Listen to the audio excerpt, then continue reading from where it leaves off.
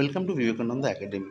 আজকে যে বিষয় নিয়ে আলোচনা করছি দশম শ্রেণীর কবিতা অংশের সাজেশন, অর্থাৎ কবিতা থেকে আসন্ন টেস্ট এবং মাধ্যমিক পরীক্ষায় কোন ধরনের প্রশ্নগুলি পড়তে চলেছে বা কোনগুলো গুরুত্বের নিরিখে অনেকাংশে এগিয়ে, সেই সংক্রান্তই আজকে ভিডিওতে তুলে ধরা হয়েছে। সেই প্রশ্নগুলি অত্যন্ত গুরুত্বপূর্ণ প্রশ্নগুলিকে একবারে বাছাই করে তুলে দেওয়া হয়েছে আসন্ন টেস্ট এবং 2026-এর মাধ্যমিক পরীক্ষার দিকে তাকিয়ে, যাতে তোমরা এই প্রশ্নগুলি থেকে পড়ে উপকৃত হতে পারো এবং পরীক্ষায় ভালো ফলাফল করো। আসছি মূল ভিডিওতে। প্রথমেই যে উল্লেখযোগ্য গুরুত্বপূর্ণ যে কবিতা অংশটি রয়েছে সেটি হলো অসুখী একজন। প্রথম প্রশ্ন, তারপর যুদ্ধ এলো। পাঠ্য কবিতায় কবি যুদ্ধের যে আশ্চর্য করুণ ও মর্মস্পর্শী চিত্র অঙ্কন করেছেন তা নিজের ভাষায় লেখো। 2 নম্বর প্রশ্নে আসছি, যেখানে ছিল শহর সেখানে ছড়িয়ে রইল কাঠকয়লা। অসুখী একজন কবিতা অবলম্বনে শহরের যে পরিণতি হয়েছিল তার বর্ণনা দাও। পরবর্তী প্রশ্ন 3 নম্বর প্রশ্ন,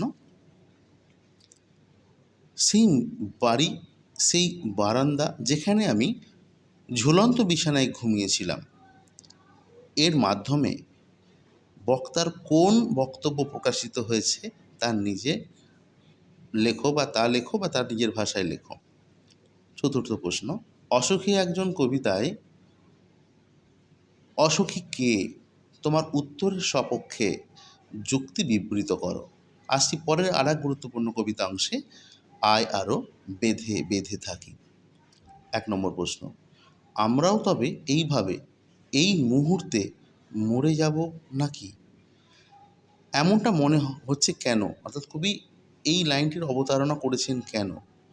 আসছি 2 নম্বর প্রশ্নে, আয় আরও বেঁধে বেঁধে থাকি কবিতায় বিষয়বস্তু সংক্ষেপে আলোচনা করো। 3 নম্বর প্রশ্ন, আয় আরও বেঁধে বেঁধে থাকি কবিতায় কবি কাদের উদ্দেশ্যে এই আহ্বান করেছেন, অর্থাৎ বেঁধে বেঁধে থাকার যে আহ্বান করেছেন কাদের উদ্দেশ্যে করেছেন, ওই আহ্বানের তাৎপর্য বিশ্লেষণ করো। আসি পরের প্রশ্নে, 4 নম্বর প্রশ্ন, আমাদের ইতিহাস নেই, আমাদের ইতিহাস নেই অথবা এমনই ইতিহাস কবিতায় আমরা কারা, আমাদের ইতিহাস নেই বলতে কবি সংশয় প্রকাশ করেছেন কেন। 5 নম্বর প্রশ্ন, পৃথিবী হয়তো বেঁচে আছে, পৃথিবী হয়তো গেছে মরে। পৃথিবী সম্পর্কে বক্তার এমন ধারণার কারণ আলোচনা করো।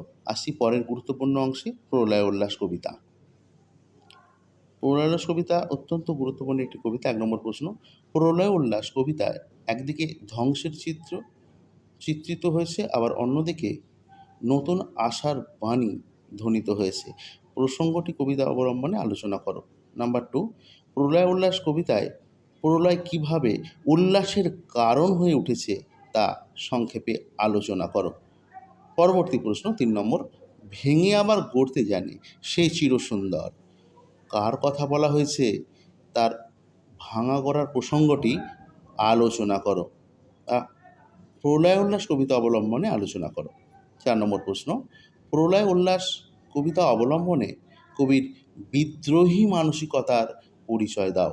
আবারও বলছি, প্রলয় উল্লাস কবিতা অবলম্বনে কবির বিদ্রোহী মানসিকতার পরিচয় দাও, অথবা প্রশ্নটিকে একটু ঘুরিয়ে দিতে পারে, অথবা দিয়ে এই মানসিকতার পরিচয় না দিয়ে প্রশ্নটাকে একটু ঘুরিয়ে দিয়ে বলতে পারে, নেক্সট কোয়েশ্চেন আমরা দেখে নেব। এই প্রসঙ্গে বলে রাখি, ভিডিওটি ভালো লাগলে অবশ্যই একটি লাইক করে আমাকে উৎসাহ দেবে, ভিডিও যাতে আরও ভালো ভালো ভিডিও আমি বানাতে পারি তার জন্য। পরবর্তী প্রশ্ন, প্রলয় উল্লাস কবিতা অবলম্বনে বিদ্রোহী কবির স্বদেশ প্রীতির পরিচয় দাও। অর্থাৎ বিদ্রোহী কবি কাজী নজরুল ইসলামের স্বদেশ প্রীতির পরিচয় দাও প্রলয় উল্লাস কবিতা অবলম্বনে। চ্যানেলে নতুন এসে থাকলে অবশ্যই চ্যানেলটিকে সাবস্ক্রাইব করবে এবং বেল আইকনটি ক্লিক করতে ভুলবে না। ভিডিওটি যদি ভালো লেগে থাকে বন্ধুদের মধ্যে শেয়ারের মাধ্যমে তোমরা ছড়িয়ে দেবে। আসছি পরবর্তী গুরুত্বপূর্ণ কবিতা অংশে, সিন্ধু তীরে। 1 নম্বর প্রশ্ন, পঞ্চকন্যা পাইলা চেতন, পঞ্চকন্যার পরিচয় দাও। পঞ্চকন্যা কিভাবে চেতনা ফিরে পেল তা কবিতা অবলম্বনে আলোচনা করো। আবারও বলছি প্রশ্নটি, 1 নম্বর প্রশ্ন সিন্ধু তীরে থেকে, পঞ্চকন্যা পাইলা চেতন, পঞ্চকন্যার পরিচয় দাও। পঞ্চকন্যা কিভাবে চেতনা ফিরে পেল তা কবিতা অবলম্বনে আলোচনা করো। পরের প্রশ্ন, দেখিয়া 2 নম্বর প্রশ্ন, দেখিয়া রূপেরও কলা বিস্মিত হইল বালা। বালা শব্দের অর্থ কী, তার বিস্মিত হওয়ার কারণ আলোচনা করো। আসছি পরের প্রশ্নে, অত্যন্ত গুরুত্বপূর্ণ প্রশ্ন এই 3 নম্বর প্রশ্নটি, তোমরা অবশ্যই সবার আগে এই প্রশ্নটি করবে। সমুদ্র নিপতি সুতা কে? সিন্ধু তীরে কবিতা অবলম্বনে সমুদ্র নিপতি সুতার চারিত্রিক বৈশিষ্ট্য বা চরিত্র আলোচনা করো। আসি 4 নম্বরের প্রশ্নে, মনেতে কৌতুক বাসি, কার মনে কখন কৌতুকের সঞ্চার হয়েছিল আর কিভাবে তার এই কৌতুক নিরসন হয়েছিল বা নিবৃত হয়েছিল তা আলোচনা করো। তার মনে কৌতুক কিভাবে নিবৃত হলো তা আলোচনা করো সিন্ধু তীরে কবিতা অবলম্বনে। আসছি আজকের সাজেশন এর শেষ কবিতা অংশে, অস্ত্রের বিরুদ্ধে গান। এই অস্ত্রের বিরুদ্ধে গান কবিতাটি প্রশ্নগুলি খুব একটা গুরুত্বপূর্ণ নয়, তবে আমার মনে হয়েছে 2-1টি প্রশ্ন এখান থেকে করা যেতে পারে। যারা চাইছো যে একেবারেই একটু বেশি পড়তে চাইছো, তারা এই অস্ত্রের বিরুদ্ধে থেকে মাত্র এই 2টি প্রশ্ন মনোযোগ সহকারে করবে। যারা চাইছো না যে না আমরা বেশি পড়তে চাইছি না, অল্প পড়তে চাইছি, তার জন্য অস্ত্রের বিরুদ্ধে গান করার দরকার নেই। 1 নম্বর প্রশ্ন, অস্ত্রের বিরুদ্ধে গান কবিতায় যুদ্ধবিরতির মনোভাব কিভাবে প্রকাশিত হয়েছে তা বিবৃত করো। 2 নম্বর প্রশ্ন, অস্ত্রের বিরুদ্ধে গান কবিতায় বিষয়বস্তু সংক্ষেপে আলোচনা করো। সাধারণত দেখা যায় এই কবিতাটি থেকে বিষয়বস্তু ওরিয়েন্টেড প্রশ্ন, হয়তো একটা লাইন তুলে দিল, মূল যে জায়গাটা লিখতে হয় সেটা হচ্ছে বিষয়বস্তু ওরিয়েন্টেড। বিষয়বস্তুটাই জানতে চায় যে অস্ত্রের বিরুদ্ধে গান কবিতায় কবি মানসিকতা ব্যক্ত করো, অস্ত্রের বিরুদ্ধে গান কবিতার বিষয়বস্তু সংক্ষেপে আলোচনা করো, এই জিনিসগুলোই জানতে চাওয়া হয়।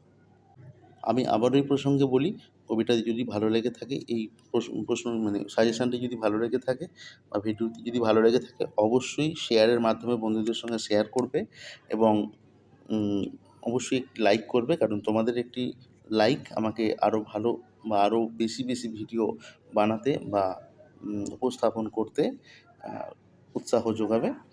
এবং চ্যানেলে নতুন এসে থাকলে অবশ্যই চ্যানেলটিকে সাবস্ক্রাইব করে পাশে থাকবে। এই চ্যানেলে যে সকল ভিডিও আপলোড করা হয় বা যে সকল ভিডিও দেওয়া হয় বা বিষয়গুলিকে তুলে ধরা হয়, তা তোমাদের লেখাপড়ার ক্ষেত্রে, পড়াশোনা করার ক্ষেত্রে অনেক অংশেই সাহায্য করবে। এবং ভিডিওটিকে আমি আস্তে আস্তে স্ক্রল করে দিচ্ছি, তোমরা পজ করে তুলে নাও বা স্ক্রিনশট করেও নিজেদের সঙ্গে রাখতে পারো। আমার মনে হয় খাতা পেনে তুলে নেওয়াটাই সবথেকে ভালো হবে, কারণ তোমার প্রিপারেশনের ক্ষেত্রে হেল্প হবে এই প্রশ্নগুলি। হ্যাঁ, তোমাদের যে সমস্ত প্রশ্নগুলি স্যার ম্যামরা দিয়েছেন, তোমাদের যে সমস্ত স্যার ম্যামদের কাছে তোমরা পড়াশোনা করছো বা দাদা দিদিদের কাছে পড়াশোনা করছো, তাদের সাজেশনের সঙ্গে আমার সাজেশন মিলল কি না কমেন্ট করে জানাতে কিন্তু ভুলবে না। স্যার ম্যামদের দেওয়া গুরুত্বপূর্ণ সাজেশান নোটসগুলো অবশ্যই পড়ো। ওনারাও যথেষ্ট অভিজ্ঞতা সম্পন্ন এবং ওনাদেরও যথেষ্ট পরিশ্রম করেই এগুলো তৈরি করেন। তাদের পাশাপাশি আমার এই ভিডিওতে বলা মাত্র কয়েকটি প্রশ্ন, এই প্রশ্নগুলিকেও পাশে রেখে ভালো করে প্রিপারেশন করো। আসন্ন টেস্ট এবং মাধ্যমিকে তোমাদের রেজাল্ট আশা করছি ভালো হবে। এই প্রশ্নগুলি থেকেই প্রশ্ন অবধারিতভাবে আসবে, শুধু এইগুলোকে বারবার করে প্র্যাকটিস করতে হবে বাড়িতে। বাড়িতে বসে এই প্রশ্নগুলিকে বারবার করে তোমরা প্র্যাকটিস করো। এই হয়তো লাইনগুলো চেনা না থাকলেও আগের লাইন বা পরের লাইন তুলে হয়তো দিতে পারে বা এমনি যে কোনো লাইন তুলে দিতে পারে, কিন্তু প্রসঙ্গটা মানে যেটা জানতে চাওয়া হচ্ছে তার উত্তর কিন্তু একই রকম হবে, একই ধরনের উত্তর একটাই, বিভিন্ন রকমভাবে প্রশ্নগুলিকে ঘুরিয়ে বাংলায় আসে। আমরা জানি বাংলায় লাইন তুলে প্রশ্ন আসে, তাই চিন্তামুক্ত থাকো। এই প্রশ্নগুলি থেকেই অবধারিতভাবে পরীক্ষায় প্রশ্ন কমন তোমরা পাবেই। শুধু একটু সময়, একটু ধৈর্য ধরে এই প্রশ্নগুলিকে বারংবার প্র্যাকটিস করো, তাহলেই তোমরা আশা করছি কৃতকার্য হবে এবং তোমাদের কাঙ্ক্ষিত লক্ষ্যে তোমরা অবশ্যই পৌঁছে যাবে। টেস্ট পরীক্ষা এই প্রশ্নগুলিকে খুব সুন্দর করে প্র্যাকটিস করবে। আজ এ পর্যন্তই। দেখা হচ্ছে পরবর্তী ভিডিওতে। ধন্যবাদ।